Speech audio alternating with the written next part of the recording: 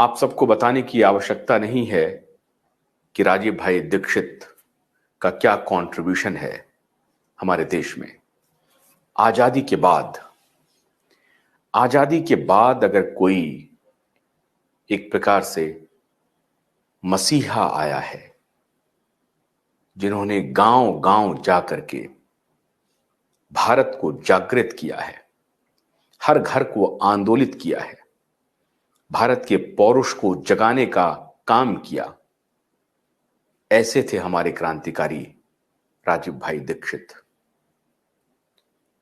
रात के 9 बजे हैं और हम आज राजीव भाई दीक्षित को नमन कर रहे हैं। ये हमारे पीछे जो बैकड्रॉप है, जो स्क्रीन दिख रहा है आपको, उसके पीछे राजीव भाई की तस्वीर है और मैं झुककर नमन करता हूं। और राजीव भाई के जितने समर्थक हैं इस देश में, जितने उनके अनुयायी हैं, उनके फॉलोअर्स हैं, उन सबके प्रति भी मैं आभार प्रकट करता हूं कि आपकी वजह से आज राजीव भाई दीक्षित हम सब में जिंदा हैं और भारत को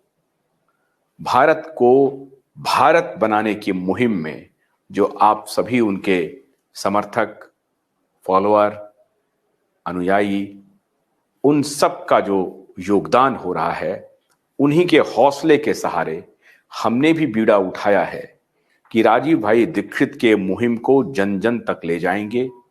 जो काम उनसे छूट गया, अधूरा रह गया, हम जनता तक पहुंचाएंगे। कुछ दिन पहले हमने 258 लाख करोड़ के बारे में आपको अवगत कराया था और ये जो ब्लैक मनी थी उसके बारे में बताया था। राजीव भाई दीक्षित अक्सर कहते थे कि हमारे साथ जो धोखा हुआ, हमारे साथ जो बेईमानी हुई है, उस धोखे और बेईमानी को एक्सपोज करके भारत का जन जन भारतीयता को कैसे जगाए, इसके बारे में राजीव भाई दीक्षित का सपना था और उनके सपने को हम मरने नहीं देंगे। यह और बात है कि मुझ जैसे जर्नलिस्ट काफी देर से राजीव भाई दीक्षित को समझ पाए, जान पाए, और उसका सिर्फ कारण यही था कि ये जो कॉम्प्रोमाइज्ड मीडिया है ना, ये कॉम्प्रोमाइज्ड मीडिया को राजीव भाई दीक्षित जैसे लोग नहीं भाते, क्योंकि वो आपके पौरुष को जगाने का काम करता है, आपके सामर्थ्य को जगाने का काम करता है, आपको सामर्थ्यवान बनाने का काम करता है। और ये कॉम्प्रोमाइज्ड मीडिया तो किसी के एजेंडे को चलाने का काम कर रहा है। आपने किसी टेलीविजन चैनल पे राजीव भाई दीक्षित को नहीं देखा होगा। अखबारों में इक्का दुक्का कहीं कहीं अगर उनकी बातें छप जाती हों तो ये वहां के लोकल रिपोर्टर की बात होती थी। टेलीविजन चैनल में नहीं दिखा। टेलीविजन चैनल में उनको फॉलो करने वाले आज इतना बड़ा एम्पायर खड़ा कर लिया है, इतना बड़ा एम्पायर खड़ा कर लिया है। मैं हालांकि उनको भी साधुवाद देता हूं कि जिस तरह से वो देश की सेवा कर रहे हैं, वो सेवा करते रहें, लेकिन राजीव भाई दीक्षित की मृत्यु एक पहेली है, हम सबके लिए एक पहेली है। और राजीव भाई दीक्षित की मृत्यु कैसे हुई, ये आज तक स्पष्ट नहीं हुआ।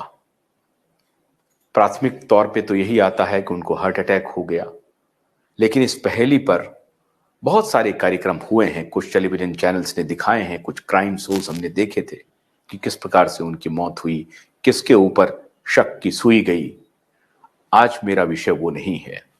आज मेरा विषय है कि राजीव भाई दीक्षित के भारत को पुरुषार्थी, भारत को भारत बनाने का जो मुहिम था, हम उस मुहिम को आखिरी अंजाम तक पहुंचाएंगे। ये मेरी श्रद्धांजलि होगी, हमारे ग्रुप की श्रद्धांजलि होगी। और आप में से बहुत कम लोगों को मालूम है, मैं ये बताना चाहता हूं कि एसएमपीएल मीडिया के जो दूसरे डायरेक्टर चेयरमैन हैं प्रकाश पोहरे जी के यहां राजीव भाई दीक्षित महीनों रुकते थे, महीनों व्यक्तिगत संबंध थे उनसे। मेरी मुलाकात नहीं हो सकी राजीव भाई दीक्षित से, लेकिन यह सौभाग्य प्रकाश जी को मिला और प्रकाश जी के घर अकोला में नागपुर में और उनके साथ महाराष्ट्र के अन्य हिस्सों में वो घूमते रहे।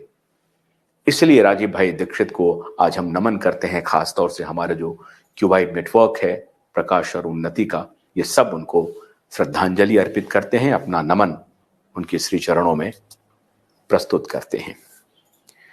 अब हम आते हैं आज के मुद्दे पर, जो राजीव भाई का ही मुद्दा है, और मुद्दा है कि किस बेईमान ने भारत में यह फर्जी पैसे का जाल फैलाया है।